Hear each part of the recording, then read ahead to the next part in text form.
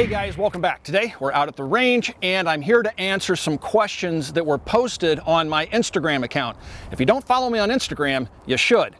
So, if you follow me on Instagram, you'll know that I've recently gotten a bunch of Form 1s back to convert what were formerly 9mm rifles, and in some cases pistols, into SBRs. And the most common question I got was, well, which one is your favorite? And that's a tough question to answer. But I'm going to try to answer it in this video, but I also want to show you all the little 9mm SBRs I now have that I think are kind of cool. Now, the whole reason I'm going through this exercise of Form 1ing all these guns is because I have a trust, and thanks to the Obama administration and the BATF's ridiculous bureaucracy, just reinterpreting the law anytime they feel like it, passing these horrible decrees that further encroach on our rights. Okay, I'll step off my soapbox. There's this little thing called 41P, which is now 41F, which is gutting trusts come this July. So if you want to get a trust, you probably ought to do it now. A really easy way to do that is to go by the Silencer Co. website, and they have an easy trust for $129. Get that done very quickly, and if you're going to buy a suppressor or do an SBR, now's the time to do it before July, because after July, everybody on the trust will have to submit to a background check. Right now, my paperwork came back in 3 months and 3 weeks on a trust. Once everybody has to submit to a background check, it's going to be 9 months to a year before you get your paperwork approved and you're able to put your SBR together or buy anything on the NFA registry. Okay, enough of that. Let's take a look at some of these 9mm subguns, which are, when I say subguns, I mean subcaliber carbines. This is going to be a lot of fun. So the first paperwork I got back was on my Scorpion Evo. This was a pistol when I purchased it. This is a very affordable handgun in terms of a subcaliber carbine that has the potential to easily become an SBR. CZ started importing or producing these stock kits and 922R kits, so you could easily convert your pistol into this SBR once you got your Form 1 approved. I also have a Silencer Co. Octane on here with one of their adapters. The first generation Scorpion, which this is, has an 18mm thread, which is an oddball. All these have sold out for the most part. The next shipment that's coming in, CZ USA tells me that they'll have a 1/2x28 thread, so it'll be more compatible with the standard thread pitch here in the United States. I've done some upgrades to the gun. One of the coolest upgrades was this selector lever, which is from Gearhead Works. So right now it's in safe. I can easily put it into fire with my index finger, then go to the trigger, or put it back into safe. But it gets the safety lever, the Ambi factory safety lever, out of my knuckle. I also have a Yeti Works grip on here, and some QD mounts over here. So I've upgraded the gun a little bit. Has an 8.21 micro on it. I'm gonna have to turn that on here really quick, do a little bit of shooting. And the side folding stock. So this is what makes it an SBR. This is just like the original factory stock that you would see in the military versions. Has a little magnet that holds it in the folded position. Has a little push button here that you push to release it, to fold it. And then it has this little trigger here where you can adjust the length of pull. So this is the first one I got back. And make sure my dot's on here. There we go. And I really do enjoy this thing. The magazines are really affordable. It's a handy, light little gun. It's just straight blowback. And it's so quiet with my Silencer Co. on there.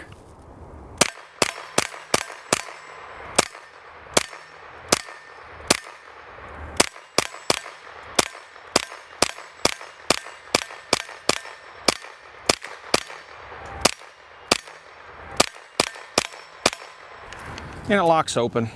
Ah, what a pure pleasure to shoot. I really do like this one. It's affordable, mags are readily available.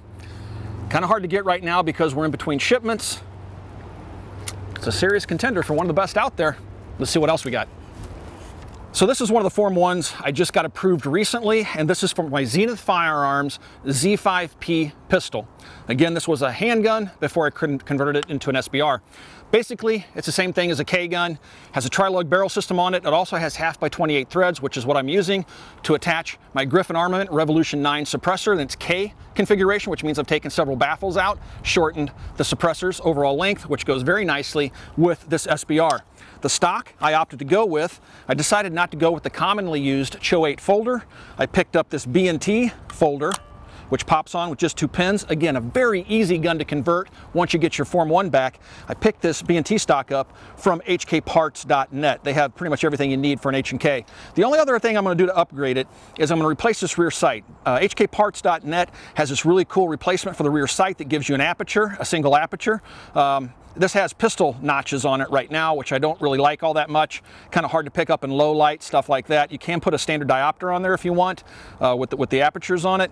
I think I'm going to give this new system a try though, and I'm also going to pick up a B&T low profile 1913 rail. The gun does come with one, but I found that when I'm charging the little gun, my hand constantly hits the one that it comes with out of the factory and just is mangling my hand over and over again. So I'm going to try the lower profile B&T setup.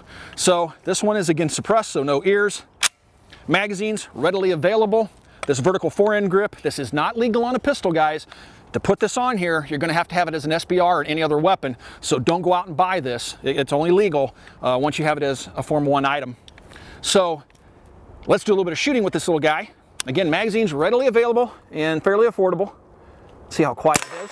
Oh yeah, it's quiet. That little K baffle, or that little K suppressor Rev 9 is pretty darn quiet. It's really right up there with the Octane 9. Let me shoot it over here into the dirt. Now this is supersonic ammunition. I'm not shooting subsonic, so you are hearing the crack of the bullet downrange.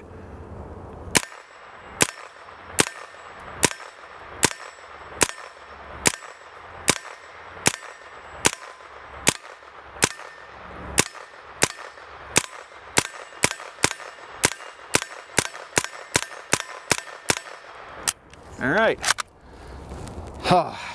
This is an absolute classic. A true pleasure to shoot, reliable, readily available. Zenith is importing these things. We carry these Z5P pistols at Copper Custom. Like I said, a true classic. One of my favorites, all-time classic. Is it my favorite one out of them all? I don't know. Let's see what else we brought out this afternoon.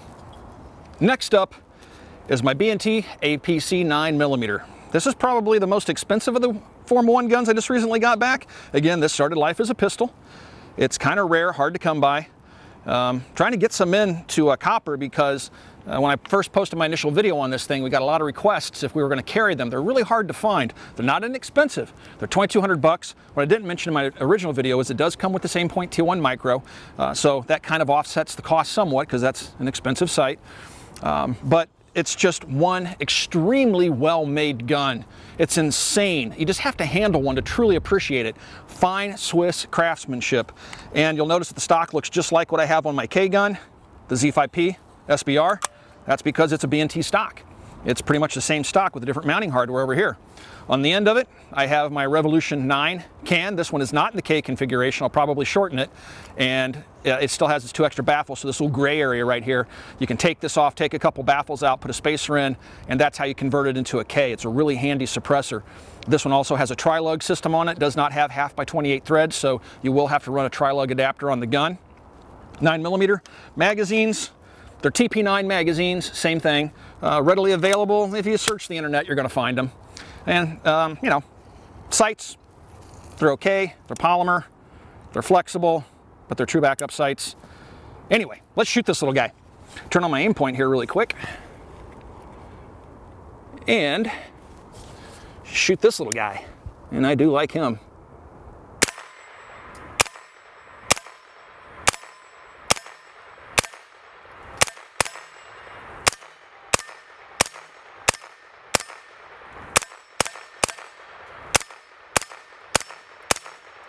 Doing some headshots there.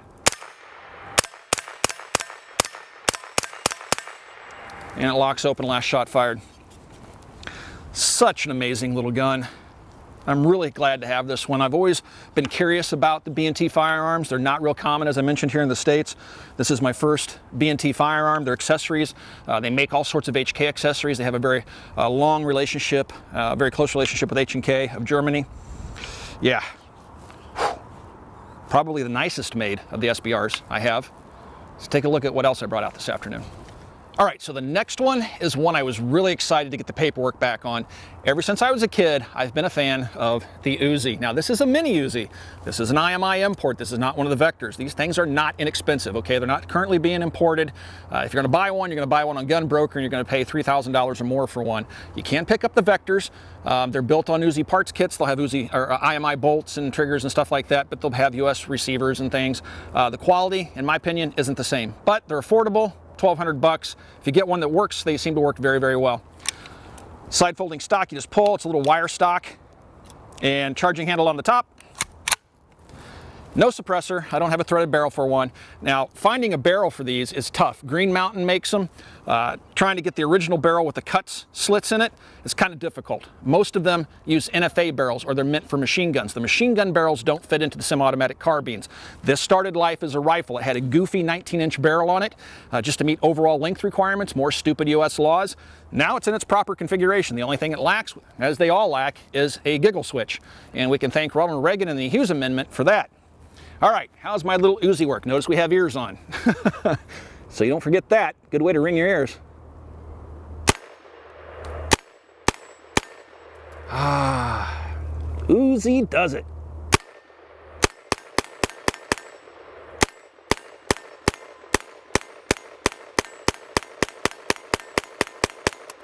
Oh, I will say this one has more recoil than the others. This almost recoils like a rifle. Sparse little buttstock.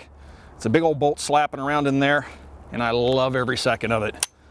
I'm looking to pick up a shoulder harness for it. I found them online for 300 bucks. I'll be able to carry it around like this. I don't know, guys. It's a tough choice. Well, now I got to tell you guys which one I think is my favorite. And this is tough.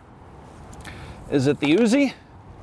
Every time I pick up this little guy, I have flashes of the 80s action movies and Chuck Norris wielding these things in Delta Force. Is it the Scorpion Evo? Great third-party market developing for this gun. They're extremely affordable, probably the most affordable of the guns here. Lightweight, silly reliable, probably the most suppressor-friendly gun in terms of not getting gas or blowback particles in your face. I don't know. Then we have this Swiss Beauty, the finest made gun here by far. It's probably the most expensive, but this thing is a work of art. It's the Rolex of the submachine guns. But it's not all about money, right? And then we have this classic. I mean, who doesn't recognize this? This is probably one of the most prolific 9mm submachine guns in the world, if not the most prolific. It's probably up there with the original Uzi. And they're readily available. You can pick these things up for about 1,600 bucks as a pistol, and every single imaginable part you can find online, magazines, stocks, suppressors, sights, whatever. Guns have been around for a long time, and the Zenith guns are really, really nice quality. So, which one is my favorite? Well, the honest answer would be none of them. I love them all. Which one would be probably the most practical? Two choices. First choice would be this one. Readily available, lots of parts for it. It's not horribly expensive. 1,600 bucks is a bit salty for some folks. And if money is your primary motivating factor, then next up would be the Evo. Just all around great 9mm. Both of these guns together, I mean, if I had to pick one to keep, that would be hard to do. I wouldn't give either one of them up. But really, based upon what's on the market out there, magazine accessibility, cost, classic, whatever, however you want to define what the best is, these two guns meet all those categories, and then it just boils down to personal preference. In terms of fun of shooting and stuff like that, I mean, all these guns are an absolute blast to shoot. I don't know, guys. That's the best I can do in terms of trying to pick a favorite from these. And there's some stuff here that we haven't even shown you. I have a bunch of other sub-guns, sub-calibered guns that maybe we'll break out in another video. P90, Chris Vector, some other stuff. I have some paperwork pending on my full-size Uzi. I'm trying to pretty much form everything because of this stupid 41F decree that's coming down here in July. So I wish I could do better, guys. If that's not a good enough answer for you, that's the best I could do. If you have any questions about anything I've said in the video, ask those questions down below. I will stick around for the next couple of days after I post the video to answer the questions as best I can. Also, if you'd like to support us, swing by Copper Custom. That's our online store where you can pick up things like Mac patches, which I typically wear on my hat when I'm not wearing a BCM hat. Those are only $3.99. Really helps out here at the channel.